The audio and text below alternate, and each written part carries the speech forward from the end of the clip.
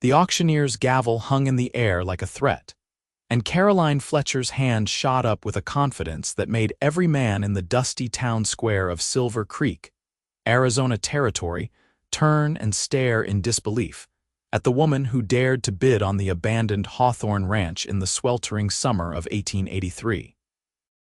Laughter erupted from the crowd like a sudden thunderstorm, harsh and mocking, echoing off the wooden storefronts lining the main street.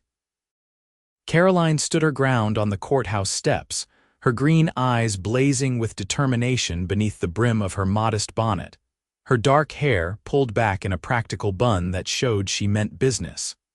She had traveled all the way from St. Louis after her father's death 6 months ago, armed with his life savings and a dream that seemed impossible to everyone but herself. $500, she called out again, her voice steady despite the jeering crowd. "Little lady, you got no business running a cattle ranch," shouted Buck Morrison, the town's most prominent rancher, his weathered face twisted in amusement. His cronies laughed alongside him, slapping their thighs as if Caroline had told the funniest joke they had ever heard.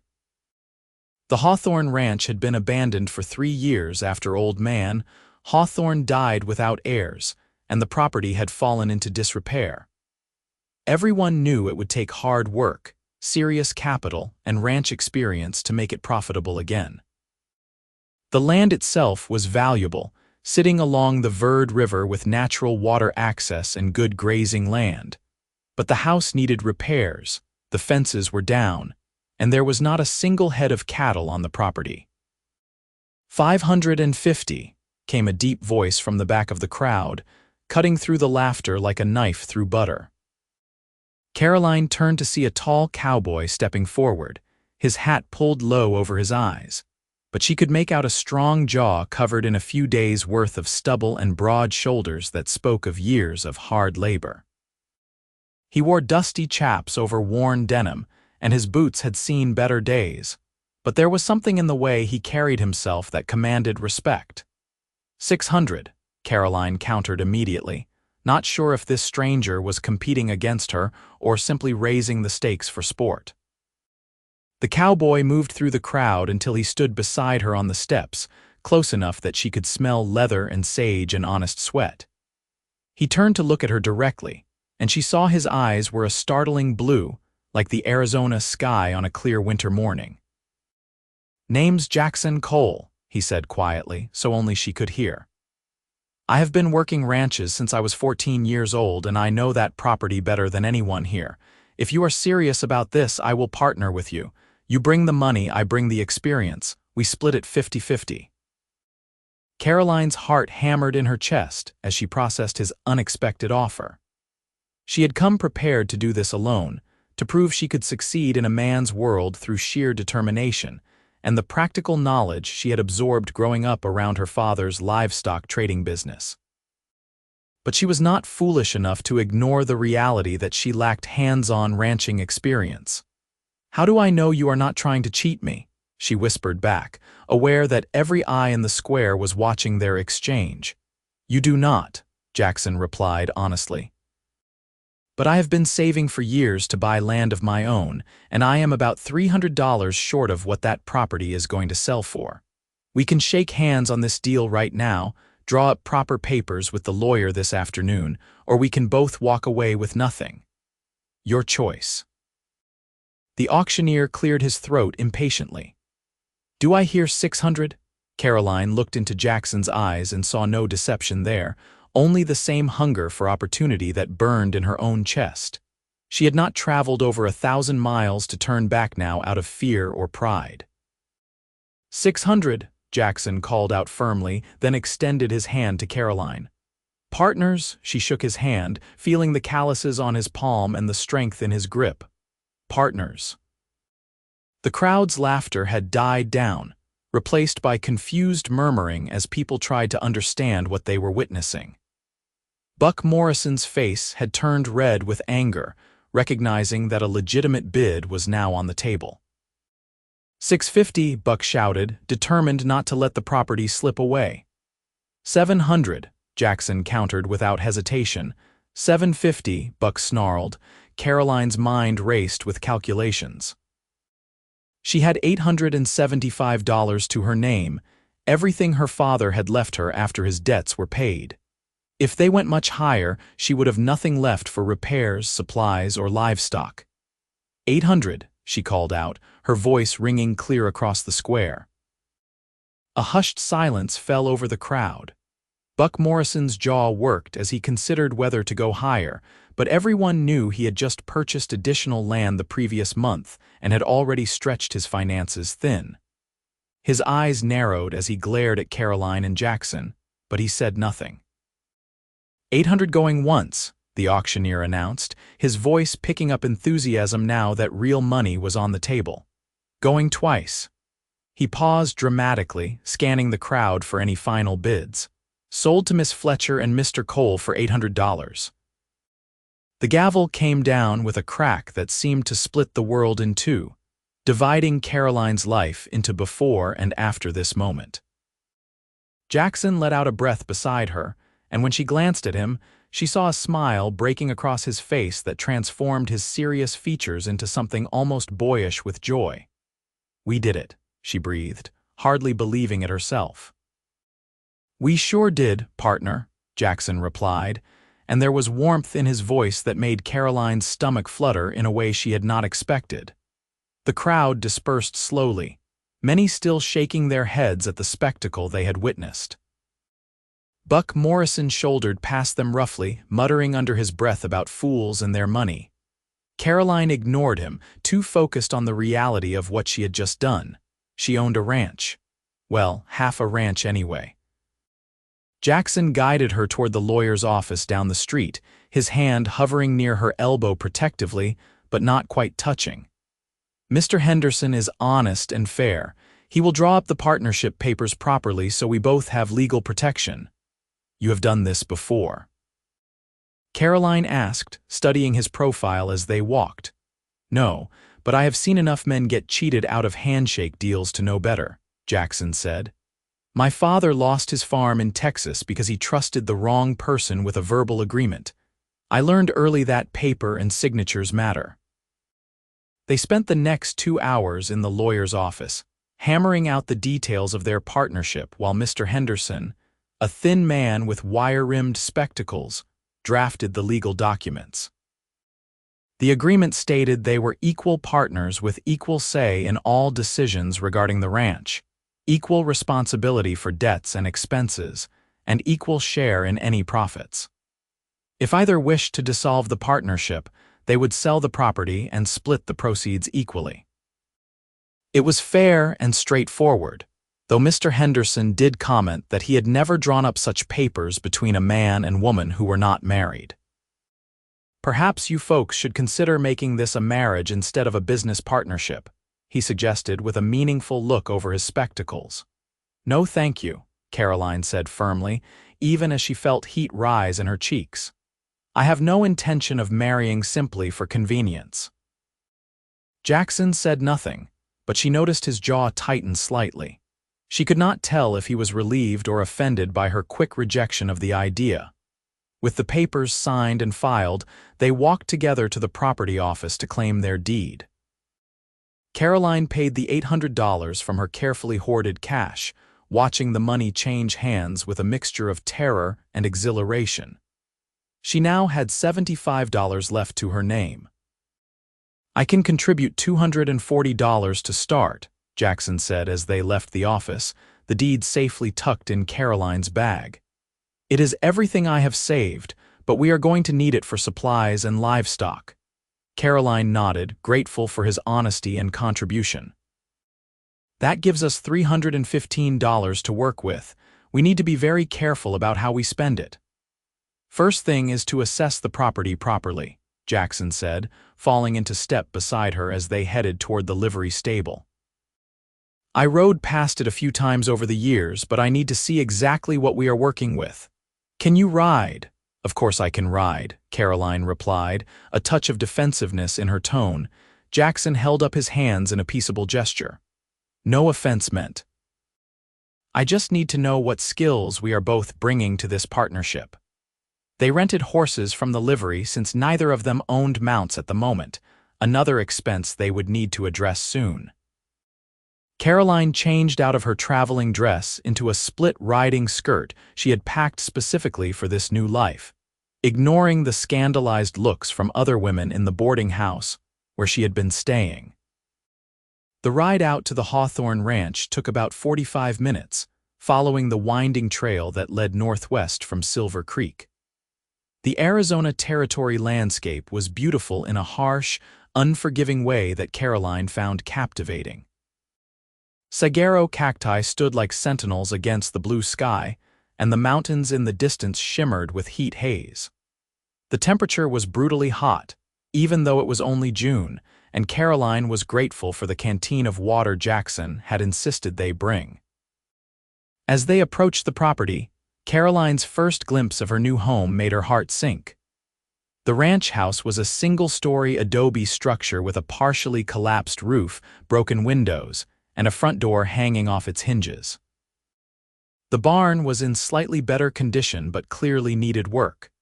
Fencing lay in broken tangles across the property, and weeds had overtaken what might have once been a kitchen garden. Jackson dismounted and helped Caroline down from her horse, his hands strong and steady at her waist. "I know it looks bad," he said quietly, "but the bones are good. The house is solid adobe, which means it will stay cool in summer and warm in winter once we patch the roof. The barn just needs some reinforcement and new boards in places. The well is over there, and if it is still good, that is half our battle won." They spent the rest of the afternoon walking the property together, with Jackson pointing out both problems and potential. The land itself was beautiful, with the Verde River running along the eastern boundary providing reliable water for livestock. There were natural grazing areas and enough acreage to support a decent-sized herd if they managed it properly. "We have about 600 acres here," Jackson calculated as they stood on a small rise overlooking the property. "If we can get the fencing repaired and purchase maybe 30 head of cattle to start, we could build this into something substantial within a few years." 30 head will cost us everything we have left," Caroline said, doing the mental arithmetic. Cattle were selling for about $8 to $10 a head depending on quality. "I know," Jackson replied, turning to look at her seriously. "Which means we would be betting everything on this working." "No safety net, no backup plan." Caroline met his gaze steadily. "I already bet everything I had the moment I bid on this property. I did not come all this way to play it safe." Something shifted in Jackson's expression, a new respect dawning in his blue eyes. "You are tougher than you look, Miss Fletcher. Call me Caroline," she said. "If we are going to be partners, we might as well use first names." "Caroline," he repeated, and she liked the way her name sounded in his deep voice. "Then you should call me Jackson, or Jack if you prefer." "Most folks who know me well call me Jack." "Jackson suits you better," Caroline decided, not quite ready for the familiarity that a nickname implied. They returned to Silver Creek as the sun was setting, painting the sky in shades of orange and pink that took Caroline's breath away. Jackson insisted on seeing her safely back to the boarding house before returning the horses to the livery. "We should meet tomorrow morning to make a proper plan," he suggested as they stood on the boarding house porch. "There is a lot of work ahead of us and we need to be strategic about how we tackle it." "Agreed," Caroline said. "Breakfast at the hotel restaurant, 7 o'clock. "I will be there," Jackson promised. He hesitated for a moment, as if wanting to say something more, then simply tipped his hat to her. "Good night, Caroline." "Good night, Jackson." Caroline watched him walk away down the darkening street, his long stride confident and purposeful. She realized with a start that she had just entered into a business partnership with a man she had met only hours ago, a man she knew virtually nothing about beyond his name and his apparent knowledge of ranching. It was possibly the most reckless thing she had ever done. But as she climbed the stairs to her small rented room, she felt more alive than she had since her father's death. For the first time in months, she had hope for the future and a purpose that was entirely her own. Sleep came fitfully that night as her mind raced with plans and worries, and the memory of Jackson's blue eyes looking at her with respect rather than mockery. The next morning, Caroline arrived at the hotel restaurant promptly at 7 to find Jackson already there, freshly shaved and wearing a clean shirt. He stood when she approached, pulling out a chair for her with a courtesy that surprised her. "I have been thinking about our priorities," he said without preamble once they had ordered breakfast. "We need shelter first, which means repairing the house enough to make it livable. We need fencing to contain livestock, and we need those cattle before the season gets too late." "How long will the repairs take?" Caroline asked, accepting a cup of coffee from the waitress. "If we work hard, maybe 3 weeks to make the house minimally habitable," Jackson estimated. "Another week or 2 for basic fencing. The problem is that is time we are not earning any money and we are spending what little we have on supplies." Caroline had been thinking about this same problem. What if we did not wait? What if we bought the cattle now, let them graze on our land, and worked on repairs in between tending them? Jackson considered this, his brow furrowed.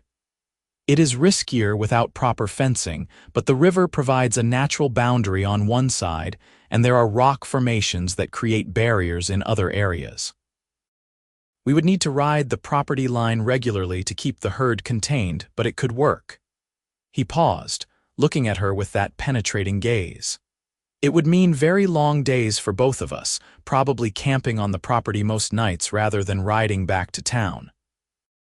"That does not scare me," Caroline said firmly, though in truth, the thought of spending nights alone with Jackson in the wilderness did make her pulse quicken, if not exactly with fear. "Then we have a plan," Jackson said, a slow smile spreading across his face. "Let us finish breakfast and go talk to some cattle ranchers about purchasing stock." They spent the next 2 days negotiating purchases and gathering supplies. Jackson's knowledge proved invaluable as he inspected cattle with a critical eye, rejecting animals that looked unhealthy or poorly suited to the terrain. They ended up purchasing 28 head of mixed cattle from various ranchers, negotiating hard for every dollar saved. Caroline proved to be a surprisingly tough negotiator herself, using her outsider status to play ranchers against each other for better prices. "You are full of surprises," Jackson told her after she successfully talked Buck Morrison down $50 on a deal, using information about lower prices elsewhere. Morrison had been furious but too greedy to lose the sale entirely. "My father was a livestock trader," Caroline explained as they walked toward the general store to purchase supplies. "I grew up watching him negotiate deals. He taught me that information is power and emotion is weakness in business." "Smart man," Jackson said. "I wish I could have met him." "He would have liked you," Caroline said, then felt surprised by her own words. It was true, though. Her father had respected people who worked hard and dealt honestly, and Jackson seemed to embody those qualities. At the general store, they carefully selected tools, nails, lumber, rope, and basic food supplies. Caroline also purchased 2 sturdy work dresses and a pair of men's work pants that she planned to alter to fit, ignoring the scandalized whisper from another customer. Practicality mattered more than propriety in her new life. Jackson bought ammunition for his rifle and additional camping gear. "For protection," he explained when he saw Caroline's questioning look. "There are mountain lions and the occasional bear in these parts, not to mention 2-legged predators. I will keep us safe." The confidence in his voice made Caroline feel secure in a way she had not expected. She had been so focused on proving her independence that she had not fully considered the dangers of frontier life. Having a capable partner suddenly seemed less like a compromise and more like a blessing. They hired 2 ranch hands to help drive the cattle to the property and assist with the initial setup. The drive took most of a day, with Caroline working alongside the men to keep the herd moving. By the time they reached the ranch at sunset, she was covered in dust, exhausted and happier than she had been in years. Jackson set up 2 separate camps that night, one for Caroline near the house and his own near the barn, with a respectful distance between them. The hired hands would sleep in the barn itself before returning to town the next morning. It was proper and thoughtful, but Caroline found herself oddly disappointed by the separation as she lay in her bedroll looking up at more stars than she had ever seen in her life. The sound of cattle lowing softly and Jackson moving around his camp preparing for sleep created an intimate atmosphere despite the physical distance. This was her life now, she realized. This partnership, this land, this impossible dream they were building together. The next weeks fell into a grueling pattern of backbreaking work from dawn until dusk. Jackson proved to be an excellent teacher, patiently showing Caroline the practical skills she lacked while never making her feel inadequate. She learned how to properly check cattle for illness, how to repair fencing with tight wire and solid posts, how to patch an adobe roof so it would not leak when the monsoon rains came. In turn, Caroline brought her own skills to the partnership. Her literacy and education meant she kept meticulous records of their expenses and cattle inventory. Her experience with her father's business helped her create efficient systems for managing their daily work. And her determination matched Jackson's own, working until her hands blistered and her muscles screamed, never complaining or asking for special treatment. They worked side by side in the brutal June heat, their relationship gradually shifting from wary partnership to genuine friendship. Jackson had a dry sense of humor that caught Caroline off guard, making her laugh at unexpected moments. She discovered he could play harmonica beautifully, filling the evening air with melancholy melodies after dinner. He learned that she had a lovely singing voice and would join her when she sang while working, their voices blending in harmonies that felt natural and right. One evening about 3 weeks into their partnership, Caroline was attempting to cook dinner over the campfire when Jackson returned from checking the herd with a grim expression. "We are missing 2 head," he announced, crouching down beside the fire. "I found tracks heading east away from the river. Could be they just wandered, but the trail looks deliberately driven." Rustlers? Caroline felt her stomach clench with worry. They could not afford to lose cattle. "Maybe, or just opportunistic drifters who saw an easy target," Jackson said. "I will ride out at first light to track them." "We will ride out," Caroline corrected firmly. "This is my ranch too and my loss." Jackson looked like he wanted to argue but seemed to recognize the futility. "It could be dangerous." "Then I am glad I will not be alone," Caroline said, meeting his gaze steadily. Something flickered in Jackson's eyes, something that made Caroline's breath catch. For a long moment, they simply looked at each other across the fire, the air between them charged with an awareness that had been building for weeks. "You are not what I expected," Jackson said quietly. "When I saw you at that auction, I thought you were just another Eastern lady playing at adventure, that you would give up the first time you broke a nail." "And now?" Caroline asked, her heart beating faster. "Now I think you might be the strongest person I have ever met," Jackson said, his voice rough with emotion. "And definitely the most stubborn." Caroline laughed, breaking the tension. "Coming from you, that is quite the compliment." They rode out before dawn the next morning, following the tracks Jackson had found. The trail led them across the scrubland and into the rocky hills east of their property. Jackson read the signs on the ground like Caroline read books, pointing out details she would have missed. "2 riders driving the cattle at a steady pace," he said, crouching to examine hoof prints. "They are not in a hurry, which means they think they are safe from pursuit." They tracked the stolen cattle for most of the morning before Jackson held up his hand suddenly, signaling Caroline to stop. He pointed ahead to where a thin trail of smoke rose from behind a cluster of rocks. "Stay here while I scout ahead," he whispered. "Absolutely not," Caroline whispered back. "We do this together." Jackson looked like he wanted to argue but instead just shook his head with a small smile. "You are going to take years off my life with worry," he muttered but gestured for her to follow. They left the horses and crept forward on foot, moving quietly through the rocks. As they got closer, they could hear voices and the sound of cattle. Peering around a boulder, Caroline saw two rough-looking men sitting by a fire with their stolen cattle penned in a natural rock corral. "What do we do?" Caroline breathed, acutely aware of how outgunned they were. "We talk first," Jackson said. "I would rather not shoot anyone if we can avoid it, but keep close to me." They emerged from the rocks together, Jackson with his rifle ready but not raised. The two men jumped to their feet, hands moving toward their guns. "Easy now," Jackson called out calmly. "We just want to talk about those cattle you have got penned up there." The older of the two men, grizzled with a scar across his cheek, spat tobacco juice into the dirt.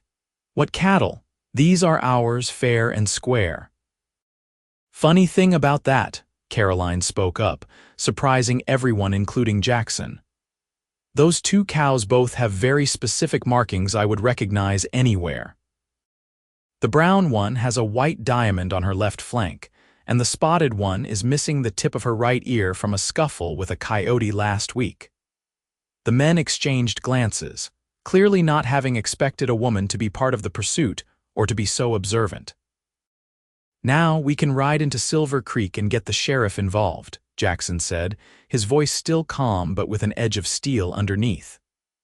"But that seems like a lot of trouble for everyone. Or you can open that pen, let us take our cattle home, and we all go our separate ways.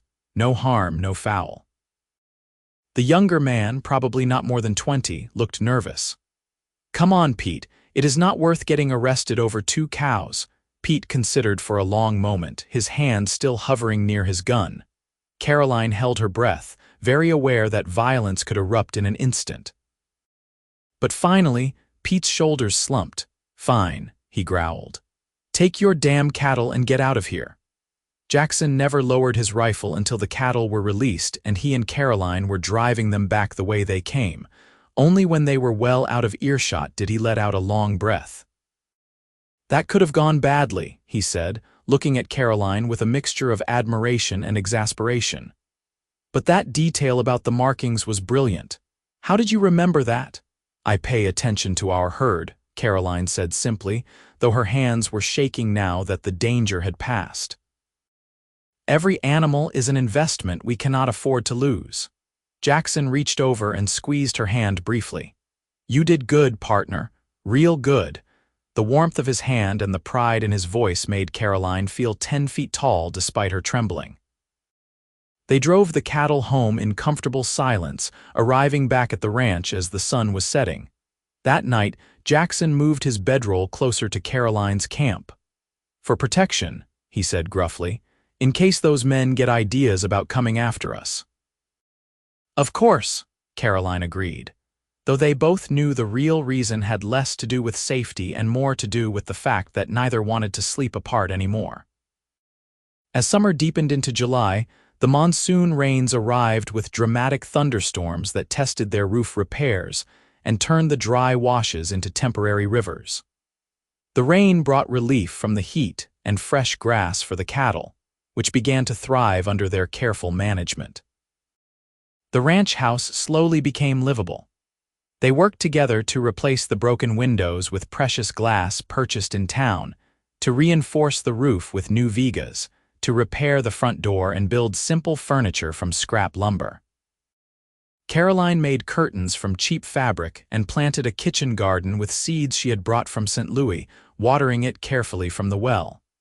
The well, thankfully, was strong and clear, providing all the water they needed. Jackson built a proper privy behind the house and constructed a chicken coop, which they stocked with 6 hens purchased from a farm outside town. Fresh eggs improved their diet considerably. Their partnership had evolved into something seamless and comfortable. They anticipated each other's needs, worked together without needing many words, and settled into evening routines of shared meals and conversation that Caroline cherished. She learned that Jackson had grown up in Texas as the youngest of 4 sons, that his father had lost their farm when Jackson was 16, that he had been working other people's land ever since and dreaming of having his own place. He was 26 years old, had never been married, and admitted he had not thought much about settling down until recently. Caroline shared her own story more slowly, revealing pieces of herself as trust grew between them. She told him about growing up without a mother, who had died when Caroline was only 8. About how her father had raised her more like a son than a daughter, teaching her about business and livestock instead of embroidery and piano. About how his death had left her unmoored and desperate for a purpose beyond the limited options available to unmarried women in St. Louis. "I am 23, she told him one evening as they sat on the newly repaired porch watching the sun set. "My father's friends kept suggesting I should marry, find a man to take care of me, but I did not want to be taken care of. I wanted to build something of my own. And instead you ended up in partnership with me," Jackson said with a wry smile. "Not quite the independence you planned." "It is better," Caroline said honestly. "I have independence and partnership both, the best of everything." Jackson turned to look at her, his blue eyes intense in the fading light. "Caroline, I need to tell you something." Her heart began to race. "What is it?" "I think I am falling in love with you," he said simply. No flowery words or dramatic declarations, just honest truth. "I did not mean to, and I know it complicates our partnership, but I cannot keep pretending I do not feel this way.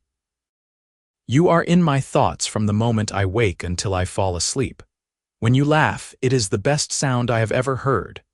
When we work together, I feel like I have finally found where I belong, and I just needed you to know, even if you do not feel the same way." Caroline felt tears spring to her eyes, overwhelmed by the raw vulnerability in his confession. "Jackson, I think I have been falling in love with you since the day you offered to partner with me," she admitted. "You saw me as capable when everyone else saw me as a joke. You have treated me as an equal every single day, and somewhere along the way, you became not just my partner but the person I trust most in the world." Jackson reached out slowly, giving her time to pull away, and cupped her face gently in his work-roughened hand. "Can I kiss you?" "Yes," Caroline breathed. His lips met hers softly at first, tentative and sweet, then deepening as she responded with equal fervor. Caroline felt like she was falling and flying at the same time, every nerve in her body alive with sensation. When they finally pulled apart, both breathing hard, Jackson rested his forehead against hers. "I want to marry you," he said. "Not because it is practical or convenient, but because I love you and I want to build this life with you as my wife, not just my business partner." "Yes," Caroline said, laughing and crying at the same time. "Yes, I will marry you." They sat on the porch holding each other as the stars came out, making whispered plans for their future. They decided to get married in Silver Creek the following week, with just the lawyer and his wife as witnesses. No fuss, no drama, just a simple ceremony that would legally bind their lives together as thoroughly as their hearts already were. The wedding took place on a blazing hot morning in mid-July, in the small church at the edge of town. Caroline wore a simple white dress purchased from the general store, and Jackson wore his best shirt with a string tie. Mr. Henderson and his wife served as witnesses, both beaming with approval at the match. "I told you folks should have just gotten married in the first place," Mr. Henderson said after the brief ceremony, shaking Jackson's hand with enthusiasm. "We needed to fall in love first," Caroline replied, gazing at her new husband with undisguised joy. They celebrated with a lunch at the hotel restaurant, then rode back to their ranch as the sun climbed toward its zenith. The ride felt different now, weighted with new intimacy and promise. They were no longer just partners but husband and wife, committed to each other legally and spiritually. That night, Jackson carried Caroline over the threshold of their repaired ranch house, both of them laughing at the romantic gesture. He set her down gently in the main room, which they had transformed with weeks of hard work into a cozy living space. "Welcome home, Mrs. Cole," he said softly. "It has been home for a while now," Caroline replied, reaching up to kiss him, "but it feels even more so now." Their wedding night was tender and passionate, a natural extension of the emotional intimacy they had been building for weeks. Caroline had been nervous, having no experience with physical intimacy, but Jackson was patient and gentle, guiding her through each new sensation with whispered words of love and encouragement. They came together with a rightness that felt inevitable, two pieces finally completing a whole. Afterward, lying in Jackson's arms in the bed they had built together from rough lumber, Caroline felt a contentment so profound it almost frightened her with its intensity. "What are you thinking?" Jackson asked, his fingers tracing lazy patterns on her bare shoulder. "That I am happier than I ever imagined possible," Caroline said honestly. "When everyone laughed at me at that auction, I was so angry and determined to prove them wrong, but I never expected to find this, to find you." "Best $800 I never spent," Jackson joked, then kissed the top of her head. "I love you, Caroline Cole." "I love you too," she replied, testing out her new name in her mind and finding she liked it very much. The rest of that summer and into fall, they worked the ranch with renewed energy and purpose. Their herd thrived, and by October, they were able to purchase an additional 20 head of cattle with money earned from selling beef to the butcher in Silver Creek. Word had spread about the quality of their stock and their fair dealing, and buyers began seeking them out rather than the other way around. Buck Morrison, who had initially mocked Caroline so viciously, grudgingly offered to purchase several head of cattle from them at a premium price. Jackson wanted to refuse out of pride, but Caroline convinced him that business was business, and Morrison's money spent the same as anyone else's. "Besides," she said with a mischievous smile, "there is no sweeter victory than having him come to us for something he needs." The ranch house continued to improve with each passing month. Caroline's garden flourished, providing vegetables that she canned for winter. Jackson built proper furniture including a table, chairs, and a rocking chair for the porch. They purchased a wagon and 2 horses, finally having transportation of their own. The barn was fully repaired and stocked with hay for winter feed. Fencing enclosed the property properly, keeping their growing herd safe and contained. They hired their first permanent ranch hand in November, a young man named Tommy who had worked for Buck Morrison but preferred the friendlier atmosphere of the Cole Ranch. With help, they were able to expand their operations even further. As winter set in, bringing cooler temperatures and occasional frost, Caroline discovered she was pregnant. She had suspected for a few weeks but waited to be certain before telling Jackson.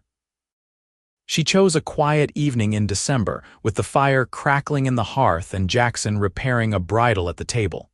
"Jackson, I have some news," she said, setting down her sewing. He looked up, immediately attuned to the serious note in her voice. "What is it? Is something wrong?" "No, nothing is wrong," Caroline assured him quickly.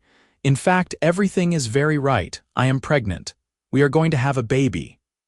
The bridle fell from Jackson's hands as he stared at her in shock. Then a grin spread across his face so wide it looked almost painful. He crossed to her in 2 strides and swept her up in his arms, spinning her around before setting her down carefully as if she might break. "A baby," he repeated, his voice filled with wonder. "We are having a baby." "Are you happy?" Caroline asked, though his reaction had made the answer obvious. "Happy does not even begin to cover it," Jackson said, kneeling down and pressing a kiss to her still flat stomach. "Hello in there, little one. Your mama and I cannot wait to meet you." Caroline ran her fingers through his hair, overwhelmed with love for this man who had become her entire world. They had built something miraculous together, not just a successful ranch but a real home filled with love and partnership. The pregnancy progressed smoothly through winter and into spring. Jackson became comically overprotective, trying to prevent Caroline from doing any heavy work, but she insisted on maintaining her share of responsibilities up until the final weeks. They prepared a nursery in the small second bedroom, with Jackson building a cradle from smooth pine and Caroline sewing tiny clothes and blankets. In late May of 1884, almost exactly a year after that fateful auction, Caroline went into labor on a warm afternoon. Jackson rode frantically into town to fetch the midwife, then paced outside the bedroom door for hours as Caroline labored with the midwife and Tommy's wife Martha in attendance. The sun was setting when Jackson finally heard the thin, strong cry of a newborn. He burst into the room to find Caroline exhausted but radiant, holding a tiny bundle wrapped in a blue blanket.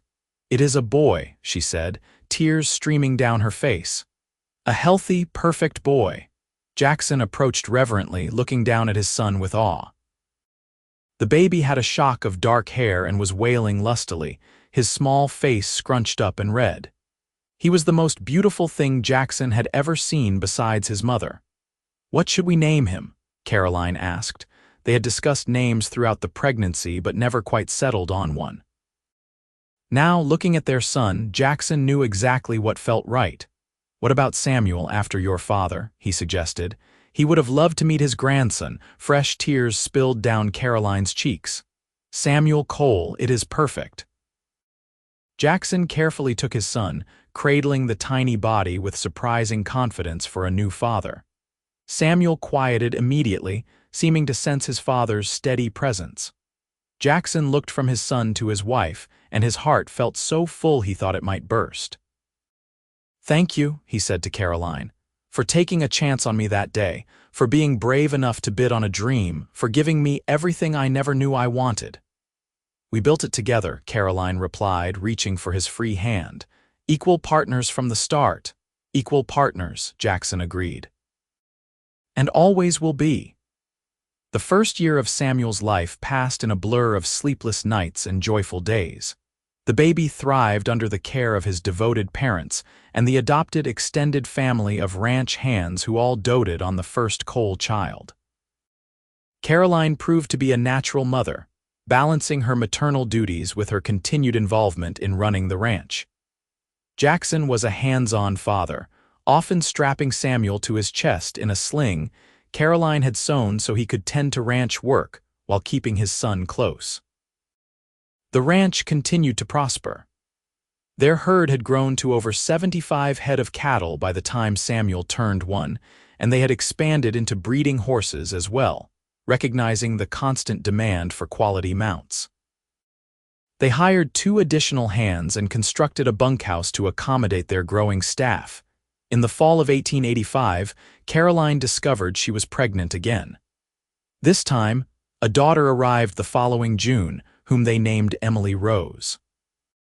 She had Caroline's green eyes and her father's determined chin, and from the moment she was born, she had her whole family wrapped around her tiny fingers.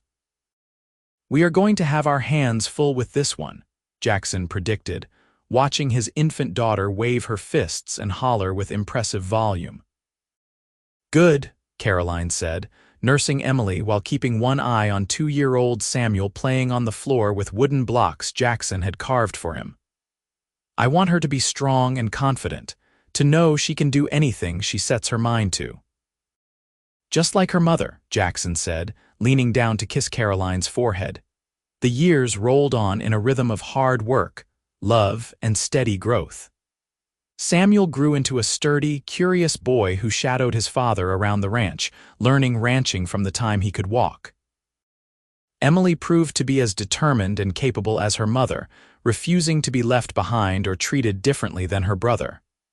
When Samuel learned to ride at 4, Emily demanded her own horse at 3. When Samuel helped with the cattle, Emily insisted on helping too. In 1888, a 3rd child joined the Cole family, another boy they named Michael, who inherited his mother's easy laughter and his father's blue eyes. And 3 years after that, one final daughter named Grace completed their family, a serene and gentle child who seemed to bring peace wherever she went. The ranch had become one of the most successful operations in the territory. The name Cole Ranch was synonymous with quality cattle and horses, fair dealing, and innovative ranching practices. Caroline had become a respected businesswoman in her own right, managing the financial side of the operation with skill that impressed even their former skeptics.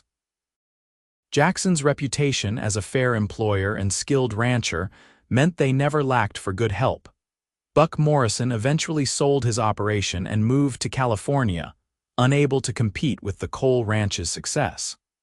Before he left, he stopped by to grudgingly shake Jackson's hand. "I was wrong about you too," he admitted gruffly. "You have built something impressive here." "Thank you," Caroline said graciously. "We worked hard for it." As the children grew, the ranch house grew with them. Jackson added on rooms until it sprawled comfortably across the property, filled with laughter and love and the organized chaos of a large family. The original room where Caroline and Jackson had spent their first night as husband and wife became a parlor, and Caroline insisted on keeping it exactly as it had been, a reminder of where they started. On their 10th wedding anniversary in July of 1894, Jackson took Caroline back to Silver Creek to the courthouse steps where they had first become partners. "I want to renew our vows," he said, "right here where it all started." Caroline was 43 years old now, with silver threading through her dark hair and fine lines around her eyes from years of squinting into the Arizona sun. Jackson was 46, his face weathered and his hands permanently calloused from ranch work. But when they looked at each other, they saw the same people who had shaken hands on a crazy dream a decade before. The whole town turned out for the ceremony, along with their 4 children and all their ranch hands. The same minister who had married them the first time performed the renewal of vows, and if there was anyone present who remembered the laughter and mockery from that original auction, they kept silent about it now. "I, Jackson Cole, still take you, Caroline, as my partner, my love, and my wife," Jackson said, his voice strong and sure. "For everything we have built together and everything yet to come." "I, Caroline Cole, still take you, Jackson, as my partner, my love, and my husband," Caroline replied, tears of joy streaming down her face. "For every laugh, every challenge, every moment of this beautiful life we have created." They kissed while the crowd cheered, and their children made exaggerated gagging sounds that made everyone laugh. It was perfect and ridiculous, and exactly right. That evening, back at the ranch with the children finally asleep, Caroline and Jackson sat on their porch in matching rocking chairs, watching the sun set over land that was truly theirs. "You ever think about that day?" Caroline asked. "When everyone laughed." "Sometimes," Jackson admitted. "And every time, I am grateful you were stubborn enough not to let their mockery stop you. I am grateful you were brave enough to offer partnership to a woman you did not know," Caroline countered. Jackson reached over and took her hand, their fingers interlacing with the ease of a decade of practice. "Best decision I ever made." "Second best," Caroline corrected with a smile.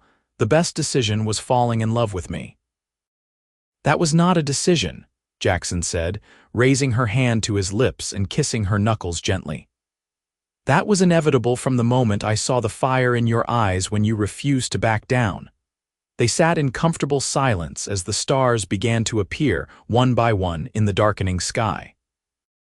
The sound of cattle lowing in the distance, the chirp of crickets, and the occasional whinny from the horse barn created a symphony that meant home. Over the following years, their children grew into capable adults who each found their own paths. Samuel took over the day-to-day operations of the ranch, proving to have inherited both his father's ranching instincts and his mother's business acumen. He married a schoolteacher from Silver Creek, and they gave Jackson and Caroline their first grandchildren. Emily, true to her rebellious nature, became the first female cattle buyer in the territory, traveling throughout Arizona and New Mexico purchasing stock for the ranch and earning respect wherever she went. She eventually married a fellow rancher who treated her as an equal partner, much to her parents' satisfaction. Michael studied veterinary medicine and returned to establish the first permanent veterinary practice in Silver Creek, serving all the ranches in the region including his family's. Grace, the youngest, surprised everyone by becoming a writer, documenting the history of Arizona Territory and particularly the stories of women who had built lives in the frontier. Jackson and Caroline watched their children's successes with immense pride, knowing they had passed on not just a successful ranch but values of hard work, partnership, and determination. As they aged into their 50s and then 60s, they gradually turned over more of the ranch operations to Samuel and his family, but they never stopped working entirely. Jackson could be found most mornings checking on the herd or repairing equipment, and Caroline maintained her meticulous financial records right up until her eyes began to fail. In the summer of 1908, Caroline and Jackson celebrated their silver anniversary, surrounded by children, grandchildren, and even a few great-grandchildren. The ranch had grown to over 1,500 acres, supporting several hundred head of cattle and a thriving horse breeding operation. The Cole Ranch was an institution in Arizona, now a state as of 1896, and the Cole name was respected throughout the region. At the anniversary celebration, held in the large barn they had built just for such occasions, their oldest granddaughter asked Caroline to tell the story of how she and Jackson had met. Caroline looked at her husband across the crowded barn, catching his eye, and saw him grin. He made his way through the crowd to stand beside her, taking her hand as naturally as breathing. Together, they told the story of the auction, of the laughter and mockery, of the handshake that changed everything. They spoke of their first difficult days building the ranch, of recovering stolen cattle and surviving storms, of falling in love while working side by side toward a common dream. The best partnerships, Caroline concluded, looking up at Jackson with eyes that still sparkled with love after 25 years, are built on mutual respect, hard work, and the courage to take chances on each other. And love, Jackson added, squeezing her hand. Do not forget love. Never, Caroline agreed. That is the most important ingredient of all. As the party continued late into the night, Caroline and Jackson slipped away to their porch, their favorite place to watch the sunset. The ranch spread out before them, prosperous and beautiful, a testament to what two people could build when they believed in each other and worked together. Any regrets?